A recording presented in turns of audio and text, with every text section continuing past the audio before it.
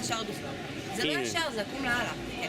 יש לי חופש. שלום וברוכים הבאים לביקורות אוכל רחוב ירושלים. היום אנחנו בתחנת יפו מרכז. לא, עליי. זה לא זה. היום אנחנו בתחנת יפו מרכז, דוגמים מיץ תפוזים. די, נו! אני חופש אמנותי. לא ככה. חופש אמנותי. התכוונתי זומים, זה צריך להיות ישר. נו כן, רומי, זה בסדר. זה אני אעשה לא, חופש. תקשיב. תסמכי עליי, תסמכי עליי. יש לנו כאן מיץ תפוזים של די! נו, תסמכי עליי. תסמכי עליי. תעשה זום ענק על זה. אני עושה, זה מה שאני עושה. ואני עושה ככה. זה מיץ, יש לנו כאן מיץ תפוזים של רולדין. אוקיי. אתה יכול לעצור את זה? עכשיו חדש. מיץ תפוזים של רולדין. אוקיי. עכשיו נתחיל. זה לא ישר. אתה לא... מצלמה ישרה, אין לך את זה? לא, אתה כל פעם מעקם לשם. זה חופש אמנותי, רומי. די, תצלם ישר.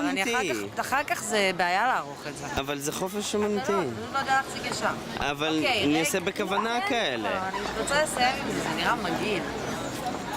ריח לא של מיץ תפוזים טרי, ריח של מיץ תפוזים קנוי. קצת ניחוח של זבל, אבל לא נורא.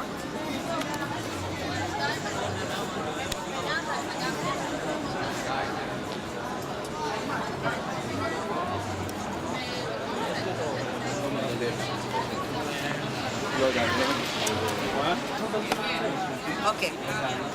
אתה ממש נוראי בזה, באמת, הרסת לי את הצילום. מיץ תפוזים של רולדין. המיץ תפוזים הוא כן סחרוט, גם התפוזים לא כאלה משהו. הוא היה קר מאוד, זה היה מאוד נחמד.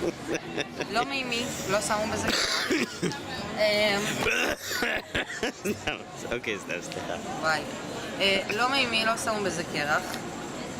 מיץ תפוזים לא רע בכלל, אין ספק. מיץ תפוזים של רולדין, לא, די, אלי, כי אפשר... מה, אני עושה טוב, תסמכי עליי. אתה צריך לעשות את זה נורמלי, אתה לא מצלם אותי בכלל. הנה, אני אצלם את הראש שלך.